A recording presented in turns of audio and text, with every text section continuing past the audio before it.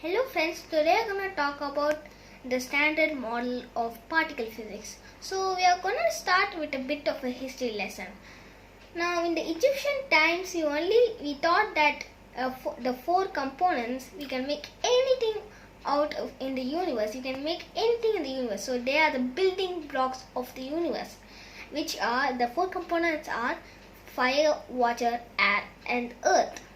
But when our understanding of science and particle physics increased and got more advanced, then we start to came to atoms.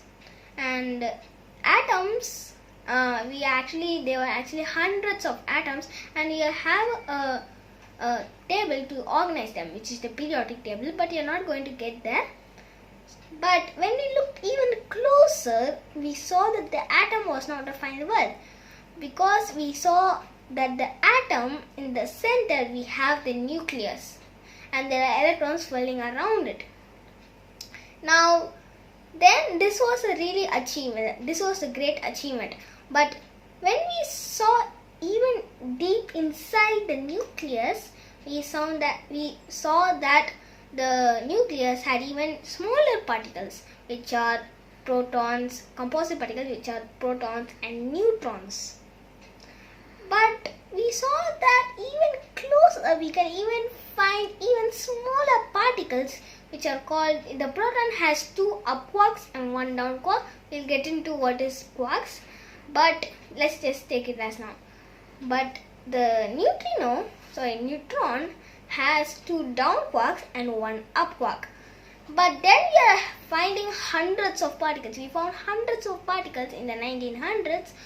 So we need to classify them neatly, and that's what the standard model does. Now there are actually the fermions and the bosons, the matter particles and the force-carrying particles. So let's start with the quarks. The quarks, now we need to get a little clear about flavors. Now flavors are just like this, kind of like a trivia question. Flavors are just the types of quarks, which are the up, down, charm, strange, top and bottom quarks. The up quark is slightly positive in charge, and the down quark is slightly negative in charge. And there are actually three generations, and the up and down quarks are the first generation in the tree, so they are stable.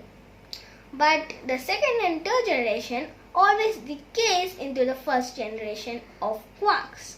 The second generation has the charm and strange quarks. The second and third generations can be found in particle accelerators like the Large Hadron Collider in Switzerland, in the border of Switzerland and France. Now we are in the charm and strange quarks, which are in the second generation. The charm quarks can be found for example in pentaquarks, which we'll get into that. But the strange quarks, we might see strange quarks appear inside the cores of neutron stars. Next is the third generation, which are the top and the bottom quarks. The top quark is the heaviest particle in the standard model, and the bottom quark can also be found in particle accelerators. So they all decay into the first generation. Now let's go into the leptons, another big chunk of the fermions. Now the lepton has one of the most famous particles and the first known particle, which is the electron. The electron is the most famous and the first subatomic particle. So subatomic particles are particles which cannot be divided even further, and the electron was the first of them in the standard model. And the electron has its own neutrino counterpart. The electron and the electron neutrino are the first generation. Neutrinos are just ghost-like particles. If I have a tennis ball here, a neutrino can pass by if it's like the tennis ball wasn't there. So neutrinos are ghost-like particles, and the electron has its neutrino counterpart, which is the electron neutrino. And in the second generation, we have the muon, a heavier cousin of the electron, and its neutrino counterpart, which is the muon neutrino. And there's the tau particle, which has the tau of lepton, which has its own neutrino counterpart, the tau neutrino. Now, if these two big chunks of the fermions didn't interact each other, or the quarks and leptons didn't interact each other, then matter and the universe could not exist. So there was something missing, and that's the gauge bosons, or bosons in short. Now, the gauge bosons or bosons consist of the gluon for that. They're actually called force carriers particles. Now, there's the gluon for the strong force. They all communicate forces with the quarks and leptons. There's a gluon for the strong force, the photon for the electromagnetic force or EM force, and the W and Z bosons for the weak force. Now, these are the gauge bosons. In the next video, we're going to talk about the fundamental forces that these three forces. Now, there's another part of the Standard Model, which is the scalar bosons.